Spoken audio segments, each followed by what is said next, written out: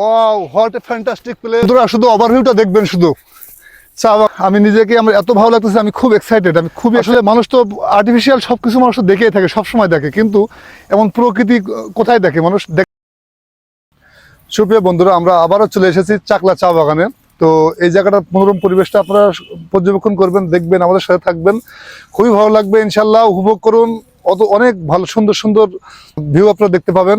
আপনারা সবাই সাথে থাকবেন। আমি কিন্তু আজকে আপনাদেরকে একটা অদ্ভুত একটা সুন্দর একটা জায়গায় নিয়ে যাবো, সুতরাং আপনারা কিন্তু কেউ এই ভিডিওটা কাটবেন না, সবাই দেখবেন। আমরা কিন্তু এমন একটা জায়গায় যাব যে আপনারা যে সেই জায়গাটা গেলে আপনারা এত অবাক হবেন যে আপনারা নিজেরাও কল্পনা করতে পারবেন না।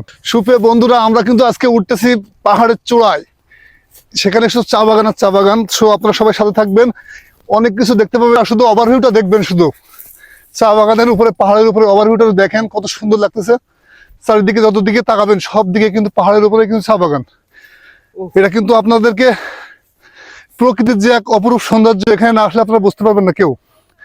এত সুন্দর একটা লীলা খেলা আল্লাহ এখানে দেখিয়েছে। আসলে চারিদিকে সব সব পাহাড়ের উপরেই কিন্তু চা পাতাগুলো অবস্থিত। সো আপনারা যারা এই অঞ্চলটুকু আসেনি, চাকলা অঞ্চলটার নাম চাকলা, এখানকার আদিবাসীদের জীবন কাহিনীও আমরা আপনাদের দেখাবো। আপনারা এই জায়গাটা দেখে নিন একটু, কত সুন্দর করে সাজিয়েছে আল্লাহ। পাহাড়ের উপর চা বাগান, সাথে কিন্তু সুন্দর পরিবেশ। দেখুন কত সুন্দর চা বাগান। এই যে মাঝখানে আবার বিল ডাউন, আবার উপরে কিন্তু অনেক উঁচুতে চা পাতা। অস্থির জায়গা, না দেখলে আপনারা বুঝতে পারবেন না, এত সুন্দর জায়গা। আপনার না দেখলে আপনার কল্পনা করতে পারবেন না, আপনার দূর থেকে আপনারা কখনোই এই বিষয়টা কল্পনা করতে পারবেন না। আপনাদেরকে আমরা রিকোয়েস্ট করব, সবাই এই জায়গাটায় আসবেন, অত্যন্ত সুন্দর জায়গা। এটা সোনারঘাটের একটা অঞ্চল, এটা চাকলা অঞ্চল। এই চাকলা অঞ্চলে এসে ঘুরে যাবেন। আপনাদের আমি একটা কথা বলতে পারি যে আপনারা যদি এখানে আসেন তাহলে আপনার টাকা উসুল হয়ে যাবে। যদি অনেক বেশি পরিমাণ টাকা খরচ হয়, সেই টাকাটা আপনার উসুল হয়ে যাবে, এটা বলতে পারি। এবং প্রকৃতির যে সৌন্দর্য, সেটা আপনারা পরিপূর্ণভাবে উপভোগ করতে পারবেন। আপনারা অবশ্যই আসবেন এখানে। একটু দেখেন সাইডে ওভারভিউটা দেখেন কত সুন্দর লাগতেছে, সবুজে ঘেরা। আসলে আমাদের সবার কি উচিত যে আমাদের চোখকে প্রকৃতি দেখানো, সবুজ জিনিস দেখানো। এখানে আসলে আমি মনে করি যে একটা মানুষ তার চোখকে পরিপূর্ণ সবুজ সবকিছু দেখাতে সক্ষম হবে। কি সুন্দর পরিবেশ। ওয়াও,